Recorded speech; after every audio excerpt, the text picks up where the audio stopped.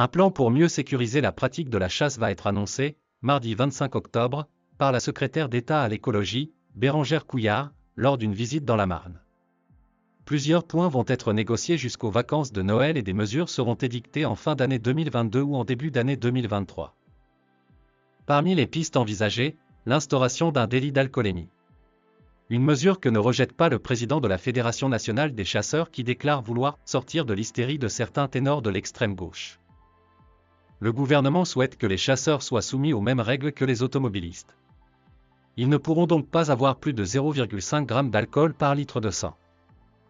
L'alcool est à l'origine de 9% des accidents de chasse, estime un rapport du Sénat.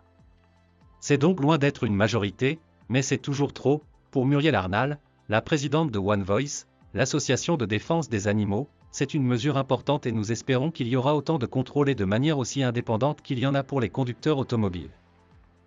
Les contrôles seront menés par les agents de l'Office français de la biodiversité ou par les gendarmes. La décision n'a pas encore été prise, ni le montant de l'amende en cas de contrôle positif.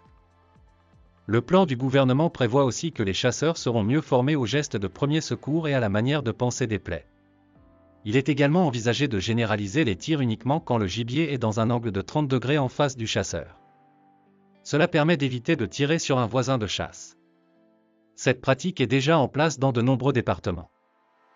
Les promeneurs seront également mieux informés lors des périodes de chasse, notamment grâce à des applications indiquant les lieux où se trouvent les chasseurs.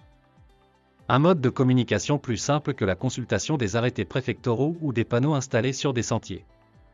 Les chasseurs ont autorité sur l'usage de la nature et ce n'est pas normal, réagit Alain Bougrain-Dubourg, le président de la Ligue de protection des oiseaux. C'est aux chasseurs de faire en sorte que leur activité de loisir ne soit pas pénalisante pour les autres usagers de la nature. Il faut imposer un jour de non-chasse en France, de préférence le dimanche. Un jour de non-chasse que défend aussi le sénateur écologiste Daniel Salmon. Il suggère de garder le samedi matin pour la chasse et laissons le reste pour les promeneurs. Le sénateur écologiste estime que le dimanche sans chasse est fondamental. Il propose tout de même de garder une demi-journée de chasse le week-end car tous les chasseurs ne sont pas des retraités.